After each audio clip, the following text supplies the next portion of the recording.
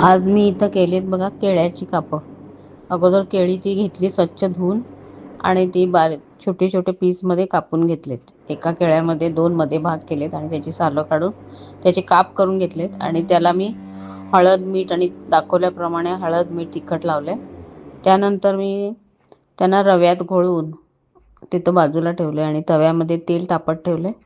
तेल तापल्यानंतर मी ती कापं सगळी ती रवा लावलेली सगळी तव्यामध्ये घातलीत आणि मंद आचेवर त्याला चांगलं एक 5 मिनटं तरी एका बाजूला ठेवले. एका बाजूला 5 मिनटं झाल्यानंतर ते पुन्हा परतायचं आहे. तेल थोडं कमी होतं म्हणून मी तेल पुन्हा घातलेलं आहे दुसरं.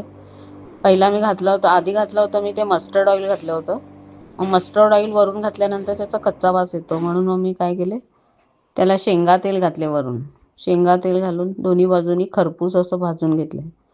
भाजून घेतल्यानंतर ते क्रिस्पी पण होतात आणि आपल्याकडे तोंडी लावायला जर सारखं भाजीचा पण कंटाळा येतो तेव्हा आपण ही अशी मध्ये मध्ये कापं करून खाल्ली तर जेवणाची आणखीन लज्जत चांगली होते. आणि ही केळी मी मागवली होती रिलायन्स स्मार्टमधनं. 15 मिनटातच त्यांची डिलेवरी येते आणि ती केळी मला पडली 21 रुपयाला एक केळं पडलं. फार महाग पडलं मला ते.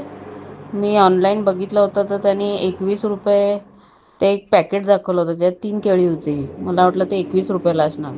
घरी आल्यावर बघितलं तर ते 63 रुपयाला 3 पडले. पण चांगली फ्रेश केळी होती ती.